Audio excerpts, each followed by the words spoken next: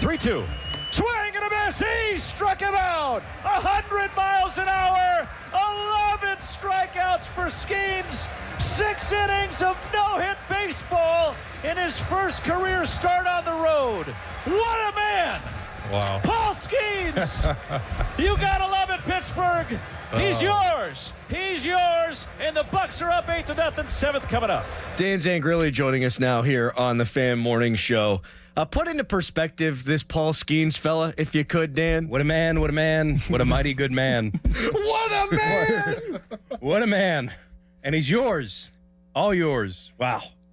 No, I mean, that was an exciting moment. And I think everybody kind of jerked their head and looked at their radio. JB, what's gotten into Joe? Yeah, right. Greg Brown, That was awesome. like a walk-off single on it. April 12th. I mean, Greg Brown will go crazy, but Right. you don't usually get quite there with Joe. No, I think everybody was like, yeah. They were kind of just like fired up and just pointing at the radio like, yes, let's go. I look at this rotation, and I think it's absolutely a playoff rotation. Yeah. What do they need to do to get in that position? Score 4 runs. Yeah. Score 4 runs. When they do, they're basically like the best team in baseball. I mean, they've won, 18 of 21 when they score 4 runs. They just have to be league average offensively. They have to do the barest minimum. And that'll be enough for this pitching staff. Can they get there? Right. Yes, and that's the frustrating part because they're underperforming. And I come on here every week. They're underperforming. Their record should be better than what it is. They should be in first place or right there with Milwaukee.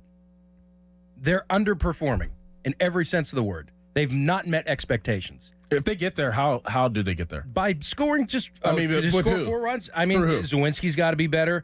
Obviously, Tellez has to either figure this thing out or just go away, and I think the latter is probably more likely. Triolo has to be better. Hayes, once he comes off the injured list, he has to be better. And they don't have to be, like, extremely, like, out of their mind career years. They just need to be, like, 250 better. Can they just be career average? Or, like, 700 OPS better probably would do the trick because this staff doesn't need much. They have thrown, the starting staff, they've thrown 25 games of 6 innings or more. That's more than half of the games they've played. 48 games, your starters have gone at least 6 innings. That's unheard of. Like 5 is kind of now the new, though not official, statistically kind of like quality start. You're happy with 5 if you get that out of your starter. These guys have gone 6 over 50% of the time. 6 or more. That's really good starting pitching. And how many times have they wasted it? How many one-run games? I mean, they've played the Cubs 7 times, and they've played 5 one-run games against Chicago alone. What do you take of that, by the way, of how they played against Milwaukee or Chicago? Is it too small a sample size, or can you walk away going, oh, they ain't that much better?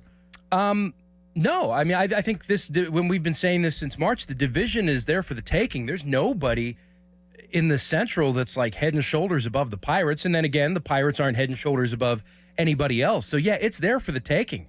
I think they have the best starting staff in the National League Central Division. So just supplement them with the minimum. Now, like, that's the frustrating part. That's why, the first almost 2 months of the year have been like, oh my gosh, this has been, of my 12 years doing this, one of the more infuriating seasons to begin because so much has been left out there. I do believe they're due to get hot.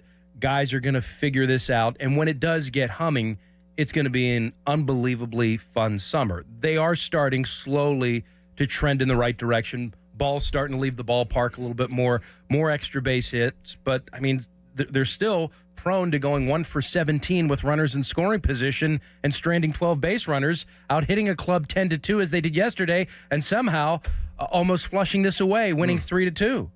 So there are still plenty of warts. They just have to be this much better offensively. Doran, you've talked about this going back to before the year. The long losing spells that they have been prone to in recent years, you got to cut those down. And so Mueller, we were just talking about this in the last segment, and Mueller did the math for us here. So here's the 3 equivalent chunks he broke the season down into. 11-5 to start, 3-14, 8-7. My optimistic take on that is now you got Skenes, and you insert him into the rotation. Can you turn your 3-14 stretches into 6-11?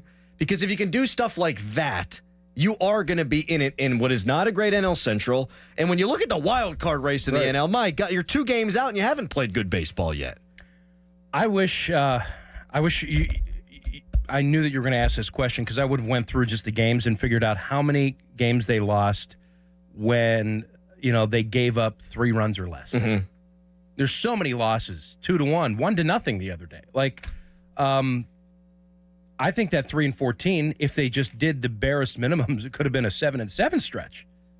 I say it every week, the record should be flipped. They should be in first place or like a half game out of first place. And the good news is, okay, looking at this half full, is they didn't bury themselves in this 10-game stretch against the NL Central. They're not going to get another stretch like this until September. They're not going to play another division game until June 11th when they go to St. Louis. So they needed to do what they did, go at least 5-5. They did that. So they're still in the picture. This is very much in the equation for them to make a move. However, if they'd gone 3-7, 2-8, I mean, that's a big hole to get out of. Possible, but not probable. Even still, sitting at 22-26, not probable that you're going to win a division. But going back to what the talking points were at the beginning of the year, how do you get to 84 wins? How do you improve from 76 to 84, which is an 8-game improvement with a healthy Cruz, with Skenes on the way, Jones kind of coming out of nowhere, really, let's be honest there, and maybe some other reinforcements that could be here midway through the season. That's the gap that they have to close, and I think that they're still in position to do that.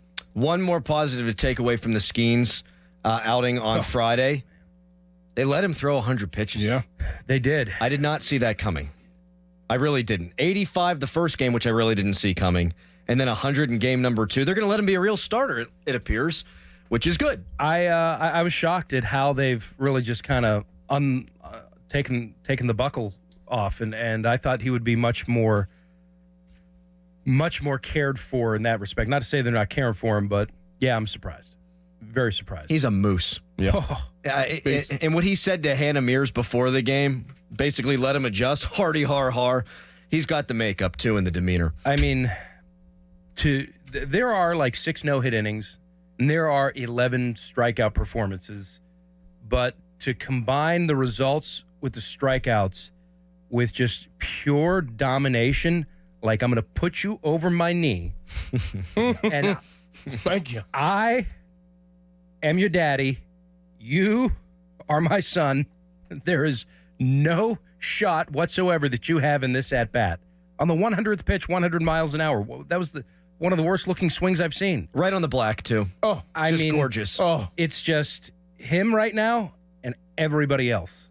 Thank you, Dan. Thank you. This was Awesome. wonderful. I do not feel worse about the Pirates now after talking to Dan. I'm glad.